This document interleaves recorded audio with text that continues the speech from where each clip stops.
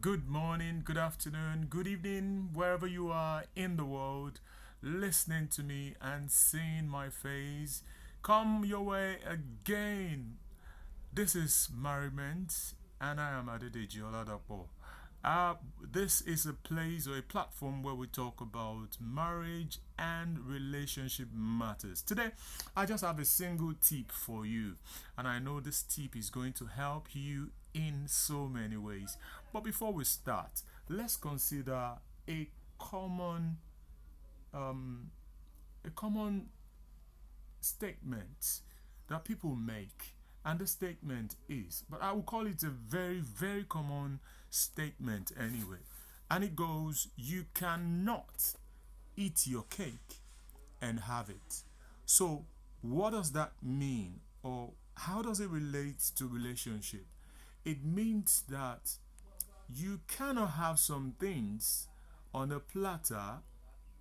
You cannot have some needs or wants on a platter until you also make effort to make some things available. In fact, in this world itself, if you take away anything in a space, you have to replace it with something. It's just like having a habit, that you've been very used to for years, and the habit is bad.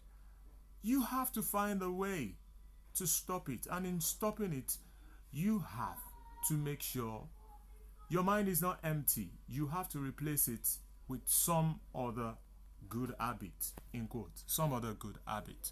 So what am I saying in essence? If you want your partner to be somebody who is emotionally close to you, I mean, emotion is like an ocean, okay? Is vast.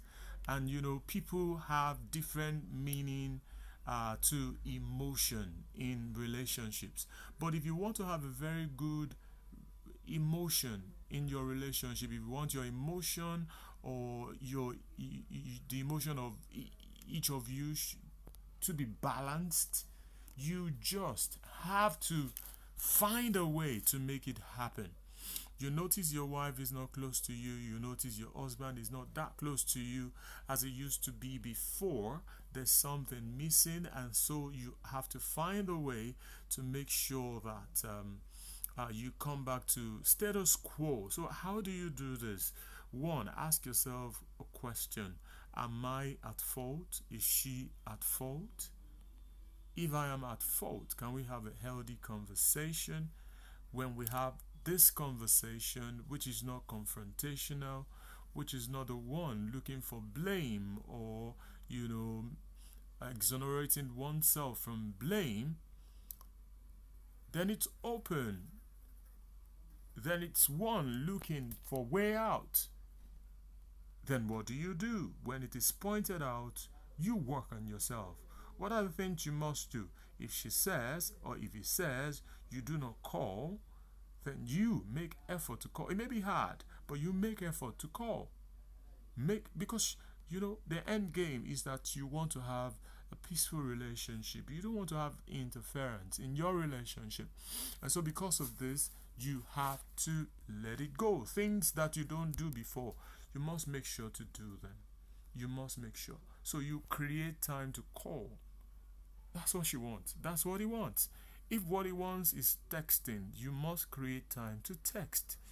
If what she wants is for you to send, whatever it is that she demands or he demands, you have to do that. If what he wants is that you listen to her more, you have to make sure you try to do that. So to get your emotion grounded, fruitful, and bearing fruit all the time, you must make sure that you let go.